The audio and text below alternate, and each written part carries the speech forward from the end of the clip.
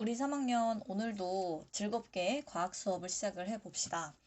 오늘 수업은 1단원의 제목에 보면 우리 화학 반응의 규칙과 에너지 변화라고 나와 있어요. 그래서 드디어 우리가 화학 반응의 규칙 세 가지 중에 첫 번째 규칙인 질량 보존 법칙에 대해서 같이 배워보도록 할게요. 자, 오늘 수업의 목표는 화학 반응이 일어날 때 질량이 보존됨을 이해하는 것.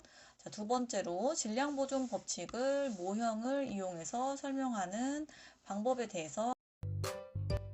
여러 개의 성냥을 태웠는데 이렇게 적은 양의 재만 남았어. 그러게. 물질이 타면 가벼워지나 봐. 화학 반응이 일어날 때 물질의 질량은 어떻게 될까? 화학 반응은 우리가 화학 변화의 과정이기 때문에 우리가 물질 변화의 관점에서 두 가지 물리 변화와 화학 변화를 볼 건데, 그러니까 지난 첫 시간에 물리 변화의 예로 컵이 깨지는 게 있었어요. 그럼 컵이 깨지는 걸 먼저 생각을 해보면, 컵이 깨지기 전에 예를 들어 컵이 100g이라고 하면 컵이 깨진 후에 얘의 질량은 어떻게 될까? 근데 우리가 단순히 생각을 해도 파편들을 모두 쓸어 모으게 되면 컵이 원래의 질량과 크게 변화가 없을 거기 때문에 컵이 깨져도 그 전과 질량이 똑같겠구나 라고 예상을 할 수 있죠. 그래서 물리 변화의 경우에는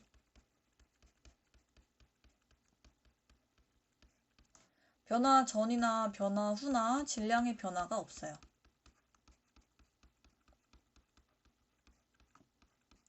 자, 그러면 화학 변화는 어떨까?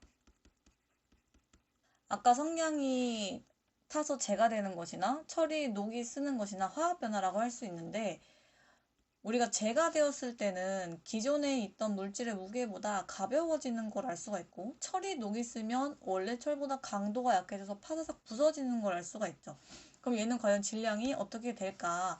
자, 이게 오늘의 핵심 개념이 되겠습니다. 자, 오늘의 핵심 개념, 화학 반응이 일어날 때 물질의 총 질량은 변하지 않는다. 자, 그럼 총 질량이 변하지 않는, 즉 질량이 보존되는 이유가 그림으로 간단히 나와 있죠. 자, 얘의 정체는 바로 원자가 되겠다. 자, 우리가 화학 변화가 일어날 때는 원자의 배열만 바뀌고 종류와 수는 변하지 않는다 그랬죠? 요 개념을 머릿속에 넣어놓고 우리 두 가지 실험을 함께 봅시다.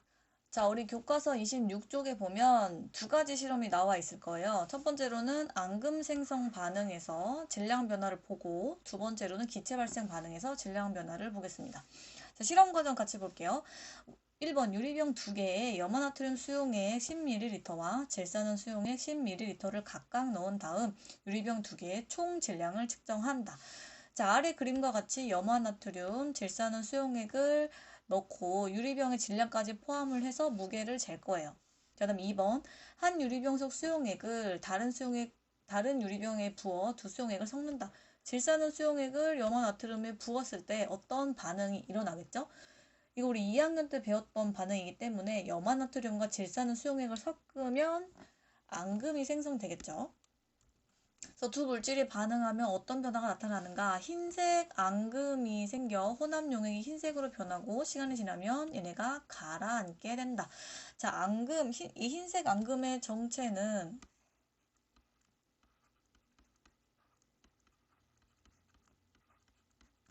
염화은이 되겠습니다. 지금 염화나트륨과 질산을 섞었기 때문에 염화은, 흰색 앙금이 생기겠죠. 근데 앙금이 뭔가 싶은 친구들이 있을 거예요. 그래서 앙금이 기억이 안 나는 친구들은 이 내용을 필기를 해 놓습니다. 자, 3번. 반응이 끝나면 유리병 2개의 총 질량을 측정한다. 자, 반응 전에는 지금 섞지 않은 상태, 질량을 아직 모르고, 근데 반응 후에 얘가 질량이 어떻게 될지 한번 우리 실험 영상을 보면서 같이 볼게요.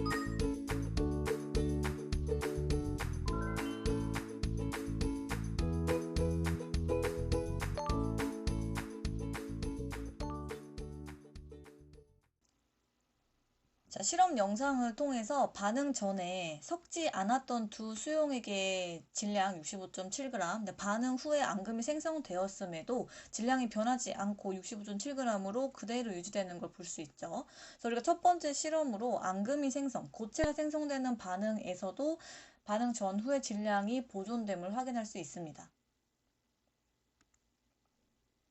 자, 요 내용을 우리 책에다가 정리하기 1번에 써볼게요. 자, 탐구 1에서 앙금이 생성되기 전후의 총 질량을 비교해보자. 교과서에 필기합니다. 자, 두 번째 실험 기체 발생 반응 같이 살펴볼게요. 실험 과정 1번 플라스틱 병에 탄산칼슘을 약숟가락의 작은 부분을 이용해서 한 숟가락 넣는다. 자, 첫 번째 반응물인 탄산칼슘. 2번 유리병에 묽은 염산을 10ml 넣고 과정 1의 플라스틱 병에 유리병을 넣는다. 두 번째 반응물 묽은 염산. 자, 근데 이 실험 두 번째 과정을 할 때 주의해야 할 점이 유리병을 넣을 때 이 묽은 염산이 플라스틱 병 안에 쏟아져서 미리 반응이 일어나게 하면 안 돼요. 왜냐면 이건 기체 발생 반응이기 때문에 뚜껑을 닫기도 전에 이 두 가지 물질이 만나게 돼서 기체가 발생하면 실험에 오차가 생길 수 있으므로 주의해야 합니다. 다음 3번 플라스틱 병의 뚜껑을 닫고 총 질량을 측정한다.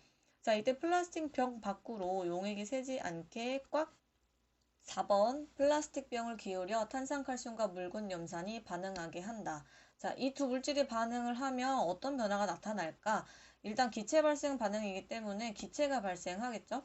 근데 이 기체의 정체가 뭐냐? 그거는 화학 반응식을 알면 이해를 할 수 있어요. 이 실험의 화학 반응식 교과서에 씁니다. 묽은 염산은 우리가 염화수소와 같은 말이에요.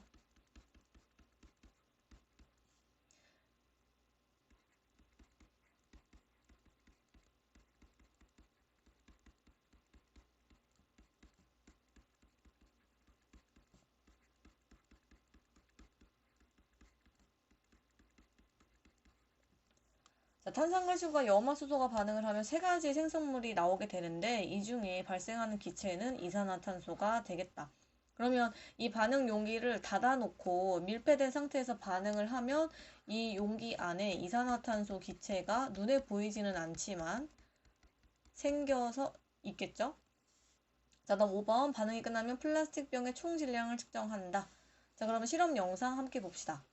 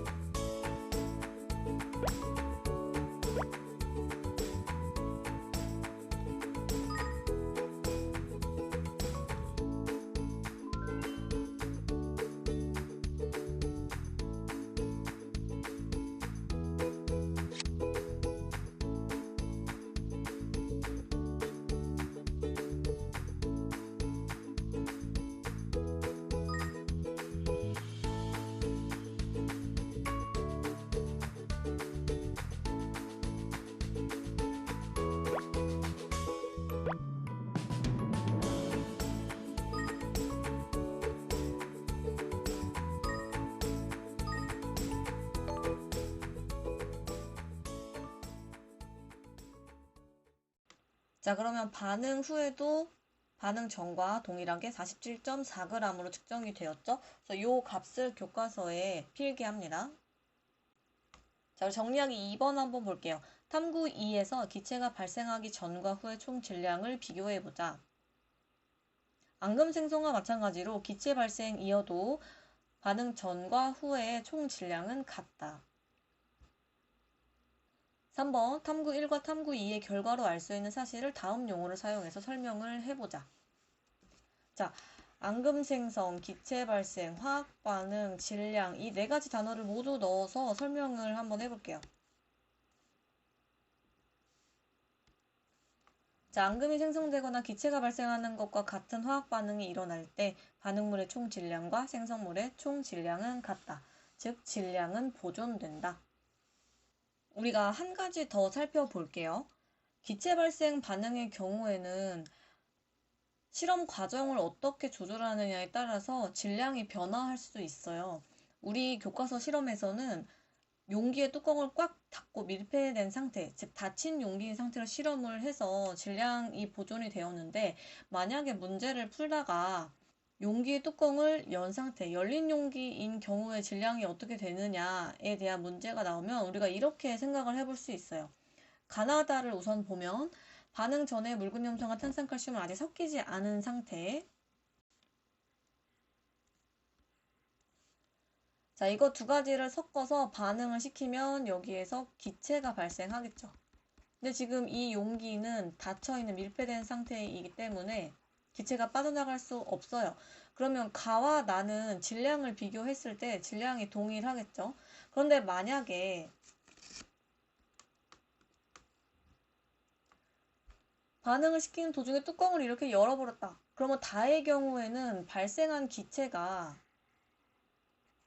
바깥으로 빠져나갈 수 있기 때문에 질량의 변화가 생기게 되겠죠. 그러면은 빠져나간 기체만큼 질량이 감소하게 되기 때문에 다의 질량이 더 적게 측정이 된다. 근데 우리가 다가 질량이 감소했다고 해서 이 실험은 질량 보존 법칙이 성립하지 않구나라고 말할 수 없어요. 왜냐하면 빠져나간 이 기체를 만약에 다시 용기 안으로 넣어서 전체 질량을 측정을 한다면 물질의 총 질량은 변하지 않기 때문에 질량 보존 법칙이 여전히 성립한다라고 볼 수 있습니다.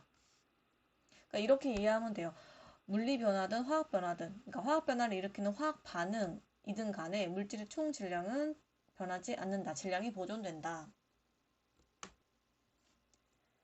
자, 교과서 28쪽에 이 내용 정리해 볼게요. 자, 화학 반응이 일어날 때 물질의 총 질량은 절대 변하지 않는다. 즉, 앙금이 생성되던 기체가 발생하던 간에 물질의 총 질량은 변하지 않는다. 그리고 화학 반응이 일어날 때 반응물의 총 질량과 생성물의 총 질량은 같다. 근데 이를 질량 보존 법칙이라고 한다. 자, 그러면 질량 보존 법칙이 어떻게 성립하는지 함께 살펴볼 건데, 선생님이 수업 초반에 만화 하나 보여줬었죠. 나는 절대로 새로 생기거나 없어지지 않아 라고 얘기했잖아요. 그래서 그게 힌트가 될 수 있어. 그래서 1단계부터 일단 보면 염화나트륨과 질산은의 반응 우리가 모형을 통해서 한번 이해를 해볼게. 자, 염화나트륨 지금 Na 플러스 Cl 마이너스 써있죠? 이거는 이온으로 이루어진 물질이야. 이런 애들 우리가 이온 결합 물질이라고 해요.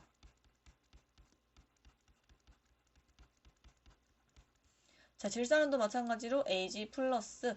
그리고 얘는 특이하게 산소 원자 3개에 질소 원자 1개가 결합된. 근데 여기 지금 큰 대가로가 하나 있죠. 그러니까 이거는 4개의 원자가 결합을 해서 마이너스 1의 전기를 띠는 질산 이온이다. 이렇게 볼 수 있어.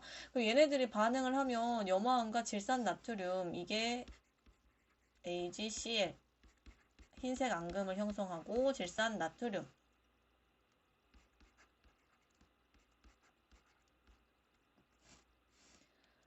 이거 쓰는 방법, 읽는 방법은 선생님이 지난 시간에 설명했죠? 뒤에서부터 앞으로 이렇게 써준다고. 그래서 한글을 우리가 화학식으로 바꿀 때도 앞에 있는 거를 뒤에 이렇게 거꾸로 써주면 되니까. 자, 이렇게 반응했을 때 이거는 지금 어떻게 보면 자리 바꾸는 치환 반응이라고 할 수가 있어요. 은 이온이 염화 이온과 결합을 하게 되고 나트륨 이온이 질산 이온과 결합을 하게 되니까 요 두 가지 생성물이 생기게 됩니다. 근데 우리가 1단계에서 고려할 점은 이게 마치 분자처럼 생겼잖아요. 근데 이거는 이온 결합 물질의 경우에는 나트륨 이온, 염화 이온 이런 이온들이 무수히 많이 규칙적으로 배열되어 있는 형태이기 때문에 분자랑은 달라요. 그래서 이거는 물질을 구성하는 입자 중에 반복되는 것들을 다 제외하고 간단한 형태로 나타낸 거예요. 그래서 여기 활동 도우미에 보면 입자 중 일부를 간단히 나타낸 것이다 라고 써있죠. 그래서 이온결합 물질 뜻도 교과서에 한번 써볼게요. 자, 이온결합 물질은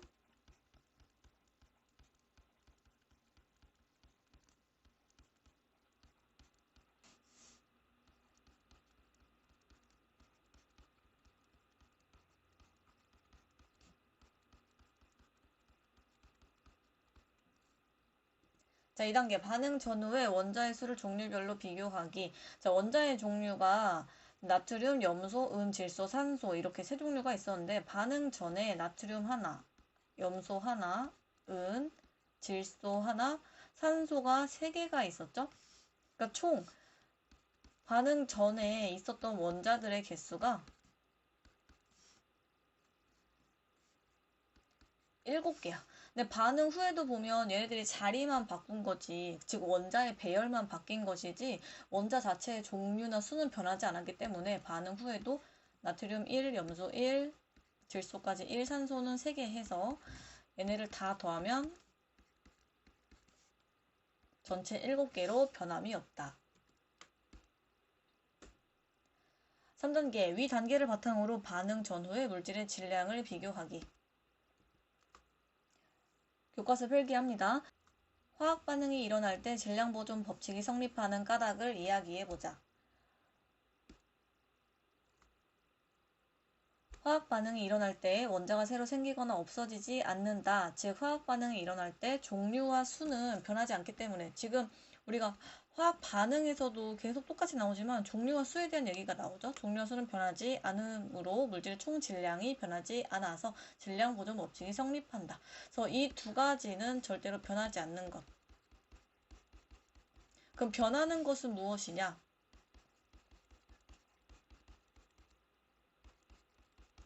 원자 배열만 바뀐다.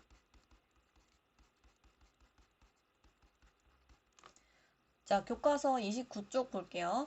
염화나트륨과 질산은의 반응이나 그림 1-5의 탄산칼슘과 염화수소의 반응에서 반응 전후의 원자의 종류와 수는 같다.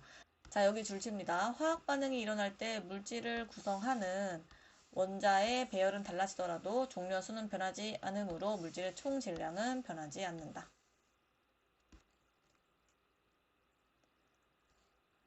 근데 물질이 질량을 가지는 이유가 엄청나게 작은 원자들이 무수히 많이 모여서 질량을 가지는 거야. 근데 이 원자 자체도 우리 눈에 보이진 않지만 얘가 원자의 종류, 즉 뭐 수소, 산소, 질소 이런 원자의 종류, 원소에 따라서 고유한 질량을 가지고 있기 때문에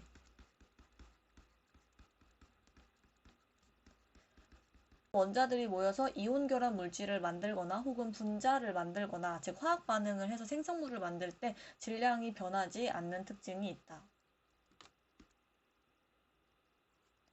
자, 예를 한번 볼게요. 아까 우리 두 번째 실험, 기체 발생 실험에서 탄산칼슘과 염화수소의 반응에서 질량 변화 볼 건데, 이 탄산칼슘과 염화수소 반응하면 선생님이 염화칼슘, 이산화탄소 기체 발생, 물이 생성된다고 했죠. 그럼 여기에서 참여하는 원자의 종류와 수를 한번 볼 거야. 일단 칼슘 이온이 있죠? 얘는 이렇게 반을 쭉 나눠서 반응 전과 후를 한번 볼게. 반응 전후. 반응 전에 1개. 반응 후에도 여기 하나 있죠? 1개. 그 다음에 탄소. 탄소의 경우에는 여기 하나. 반응 전에 1개. 반응 후에도 1개. 자, 그 다음에 산소. 하나, 둘, 셋. 반응 전에 3개. 하나, 둘, 3개. 근데 이 탄소에 붙어있던 산소가 지금 2개는 탄소에 그대로 붙어서 이산화탄소를 만드는데, 산소 중에 하나가 지금 수소에 붙음으로써 물 분자가 생겼죠. 근데 어쨌든 반응 전후의 산소 원자 개수 변하지 않고 3개이다. 자, 그 다음에 염소. 지금 하나, 2개 똑같죠? 자, 이거는 선생님 쓰는 거 생략할게요. 반응 후에도 2개로 똑같고, 그 다음에 수소의 경우에도 반응 전에 2개, 반응 후에 원자 개수 2개 해서 배열만 바뀔 뿐 중류와 수가 변하지 않기 때문에 질량도 변하지 않는다라고 얘기할 수 있어요. 기체가 발생하는 반응이나 물질이 연소하는 반응에서 반응 전후의 질량이 변하는 것처럼 보일 때가 있다. 예를 들어 나무가 연소하고 남은 채. 우리가 종이를 태우거나 나무를 태워서 숯을 만들거나 하면 원래 나무보다 질량이 가벼워지는 걸 알 수가 있어요. 근데 이게 질량 보존 법칙이 성립하지 않기 때문에 그런 것이 아니라 나무가 연소할 때는 이산화탄소와 수증기가 생성되는데 이 수증기는 우리가 물이 기체가 됐을 때 수증기라고 부르죠. 이산화탄소도 지금 기체 상태야. 근데 우리가 이렇게 물질을 연소하거나 할 때는 밀폐된 상황에서 하지 않고 그냥 개방된 공기 중에서 우리가 물질을 연소하기 때문에 이런 기체들이 당연히 공기 중으로 날아갈 수밖에 없어요. 그렇기 때문에 우리가 그냥 겉으로 봤을 때는 질량이 감소하는 것처럼 보일 수가 있어요. 근데 이런 반응도 실제로 날아가는 기체들을 모두 다 모아서 밀폐된, 즉 닫힌 조건에서 실험을 하게 되면 질량 보존 법칙이 성립을 합니다. 예를 같이 볼게요. 자, 나무의 연소 반응에서 질량 변화, 반응 전에 나무 산소로 반응을 하면 수증기, 재, 이산화탄소가 생기는데 지금 요렇게 용기를 닫아주게 되면은 저울이 수평인 걸 볼 수가 있죠. 질량이 같은 걸 알 수 있다. 자, 그래서 오늘은 여기까지 수업을 할 거고, 이 질량 보존 법칙은 지금 중3뿐만 아니라 고등학교 갔을 때도 중요하게 나오는 세 가지 법칙 중에 하나이기 때문에 혹시 좀 이해가 잘 안 됐다 하는 사람들은 한 번 더 복습을 하면서 완벽하게 개념을 습득할 수 있도록 합니다. 자, 그럼 선생님이 PPT에 판서해준 내용을 교과서에 잘 정리를 해서 구글 폼에 과제 제출을 합니다. 자, 그러면 우리 다음 시간에 두 번째 규칙으로 만날게요. 안녕.